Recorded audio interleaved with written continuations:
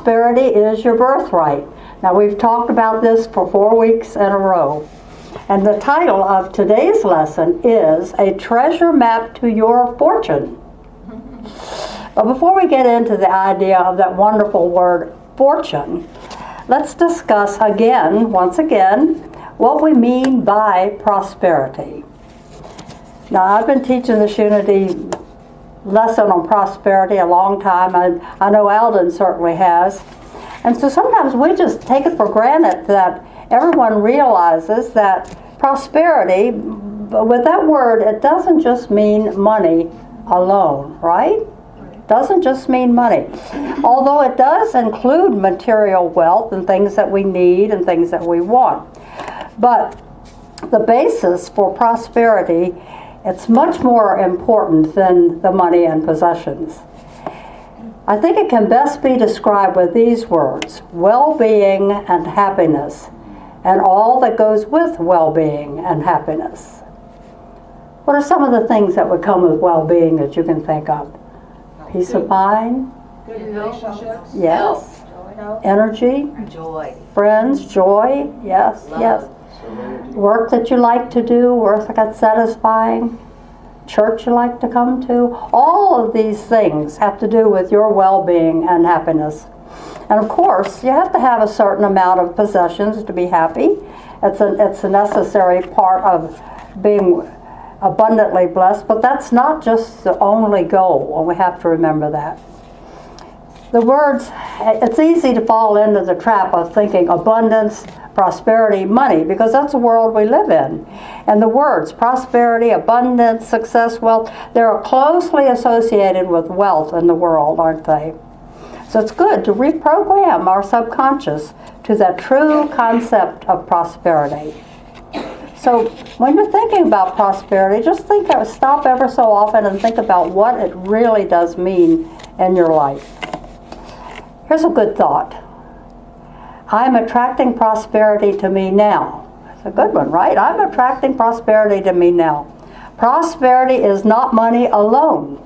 It is well-being and happiness and all that goes with well-being and happiness. It's a good statement. I think we should say that together. I'll break it up for you. I am attracting prosperity to me now. Attracting prosperity to me now. Prosperity is not money alone. Prosperity is not money alone. It is well-being and happiness. It is well-being and happiness. And all that goes with well-being and happiness. And all that goes with well-being and happiness. My personal definition of prosperity is that feeling that I am serenely happy in this moment. Are you feeling happy in this moment? You're prosperous already.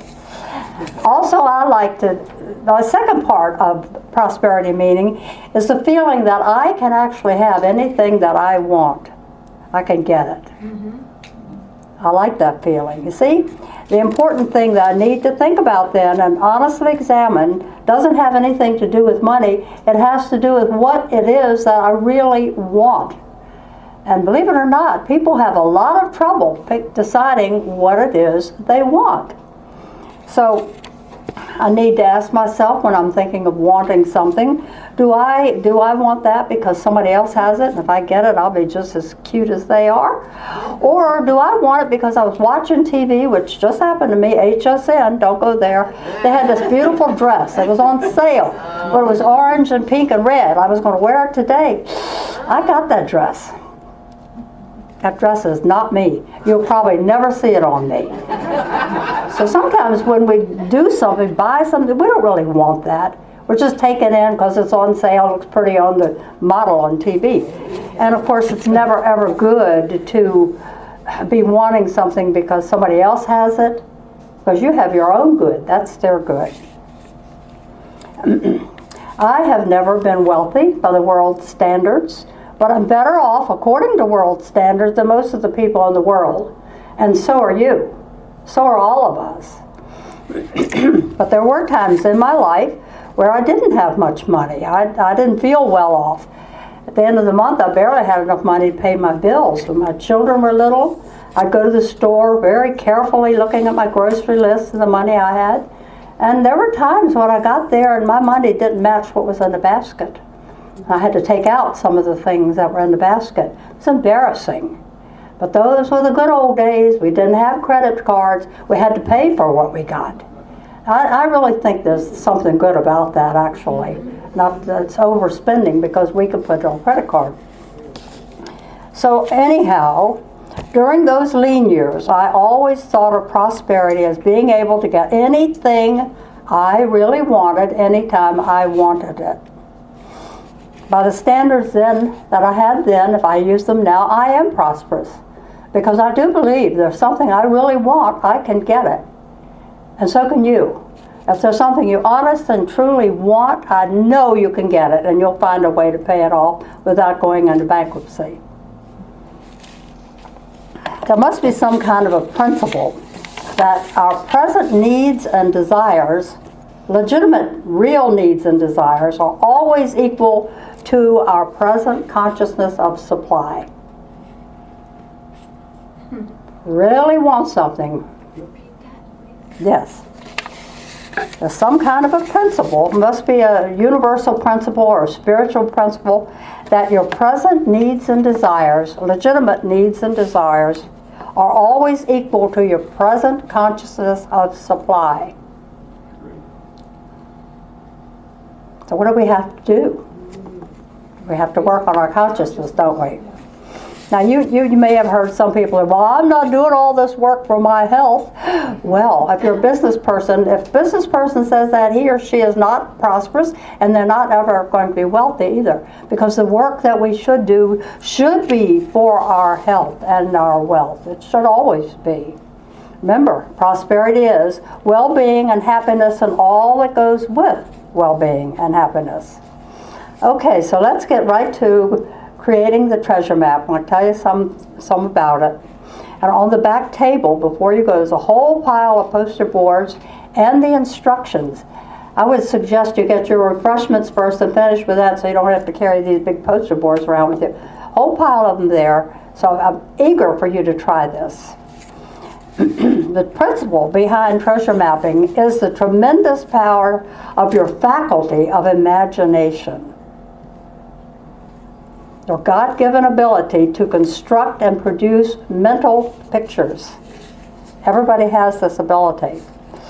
Now, a mental image is not just a lazy daydream. No, it's not.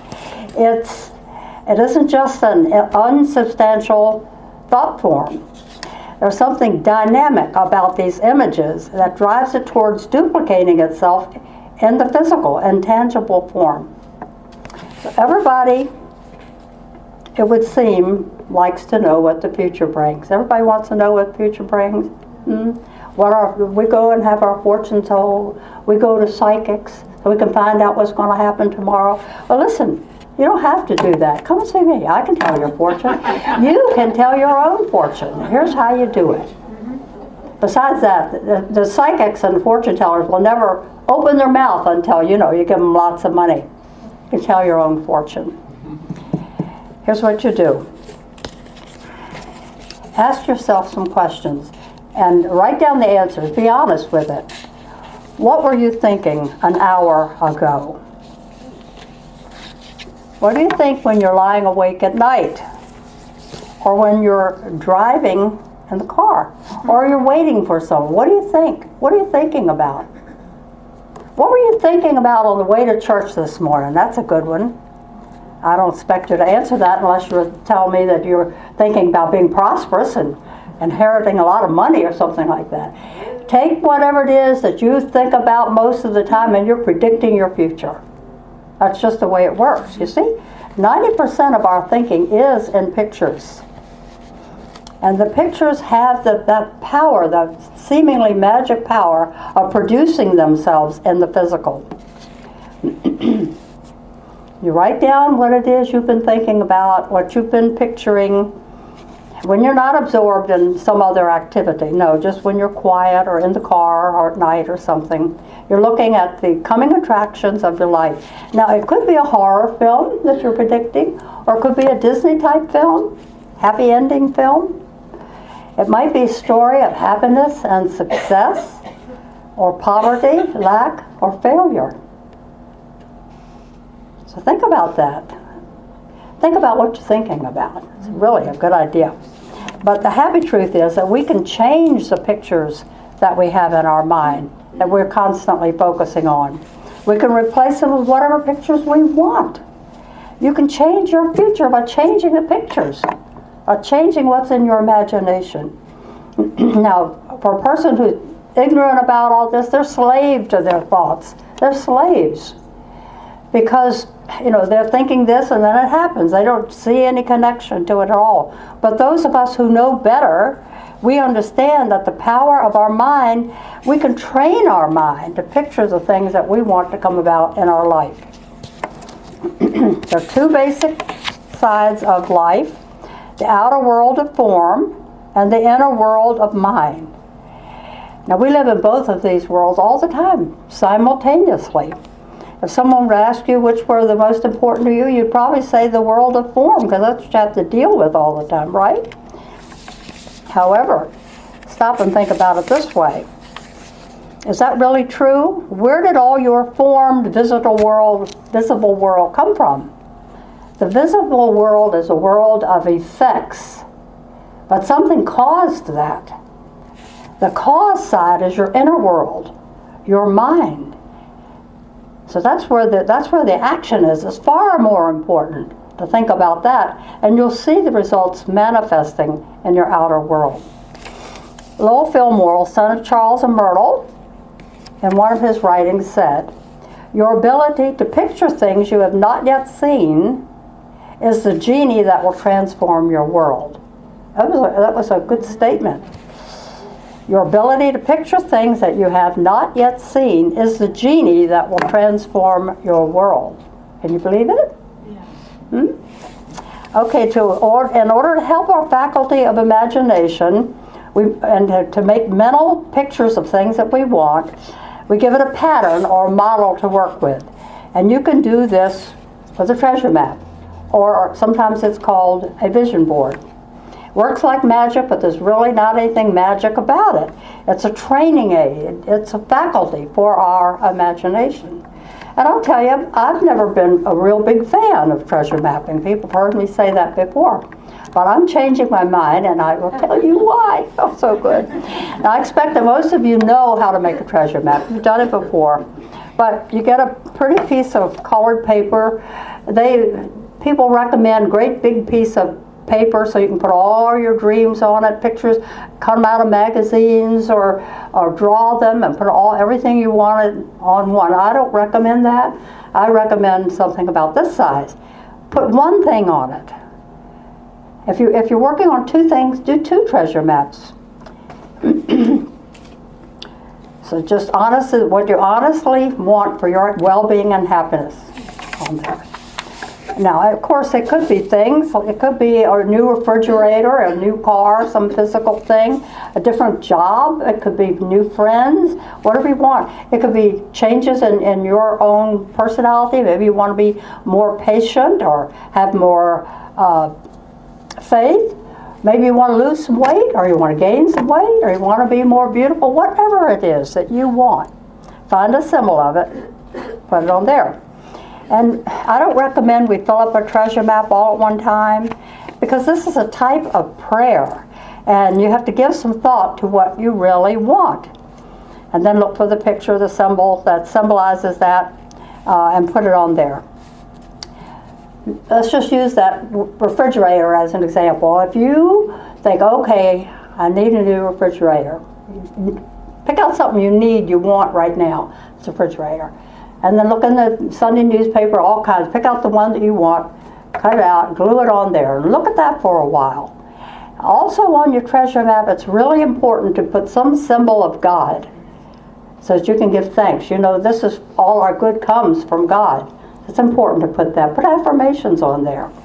And as you're looking at that, something that's going to add to your well-being and happiness, you might change your mind and say, you know what? That refrigerator was pretty nice, but what I'd really like to do is remodel my whole kitchen. New floor, new cabinet. Take the refrigerator off. Do another one. So sometimes we get guidance from when we do something like that. I'm going to give you some examples of treasure mapping. Whenever I'm preparing a lesson, the universe provides me with everything I need. That's the truth. This came as an email. It came July the 20th. And it's from a lady named Maggie Garcia, who says, feel free to use this. I have no idea who she is. She has a confession. Talk about manifestation, she says. She met Owen on Facebook, and they became friends for about a year, Facebook friends. You know, we have a lot of Facebook friends we never meet. That's what I was Owen. And there was always a pretty girl with him in the picture, and she thought, wow, that girl is sure lucky to have him in her life. Well, she started thinking she'd like to have someone like him in her life, so she did a treasure map. And she took his picture, put it on there. This or something better, she said, on her treasure map. Well, a year later, she found out that that pretty woman that was in the picture wasn't his girlfriend, it was his sister. And they didn't look a thing alike, so she never had asked. And she says, this is a quote now, vision boards do work for manifesting anything you want. Every time I do this, it works. So try the vision you really want, put it up, wait for it to happen. But you have to see yourself in it every day. That's the secret. That's another thing. If you have a picture of yourself, put that on your vision board. She says, by the way, it was embarrassing to tell Owen that he was in my vision board, but eventually I had to. Because you see, a year later, Owen became her husband. Great manifestation. Didn't ask for this, but it came online to share with you. And then next I want to tell you about my vision board. This is so great, I can hardly stand it. In case you hadn't noticed, we had been talking for a long time about having a new home for our organ.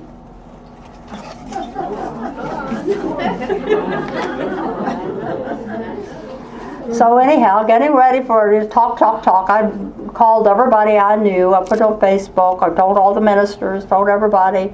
Marilyn's not here today, but she put an ad in the paper. So on Thursday, I thought, all right, I have to do it. I'll make a vision board. There's my vision board. I'll put it on the back table so you can look at it better. See, there's Oregon. Here's us. Say goodbye. And here's the home sweet home, new home. It's time to say goodbye. Grateful to God. And I love this. I just remembered this morning. The Oregon, wherever you go, God is, and all is well. Okay, this was Thursday after I bought all the supplies. On Friday, Pat Rivera sends me a message on a Facebook post. Said, Elsie, I've got several people interested in the organ. And she said one of them, and then she wrote back a little later, gives me cold chills. It's a little church in Largo getting started, and they really want it, and they'll be coming tomorrow to pick it up. And they did. They did. It wasn't 24 hours after making this vision board of something we've been talking about a long, long time. It's gone. And it went to that wonderful church, a startup church, and they were so happy, and they moved it even better. So Patricia was here, and Diane happened to be here, and I, to tell it goodbye. And we say, wherever you go, God is, and all is well. They're wonderful, wonderful people. Well, let's give Pat a hand, though, because she's the one that actually brought that about. You know, I have to think, gosh, we are all connected, aren't we? But to me, this is, and I think the happening of this was for me because I've always been I'm not crazy about vision boards. I've always said that. It seems so elementary, my dear Watson. Sorry. So I think now I am going to pay more attention and start doing this. Because when I put this together, I really thought about it a lot. And I did feel like this person saying goodbye to that organ. So it was a blessing to us for years. And now it's going to bless someone else. And then I think it was Pat yesterday, are we starting to see the grand piano, the baby grand. I said, ooh, not yet. Not yet. Maybe later. Okay. So those are 2 examples that just happened, and I thank God for sending us these blessings and these experiences and these samples so that we can know that these things do work. So, again, it's a training aid. It provides a model or a pattern for your subconscious mind.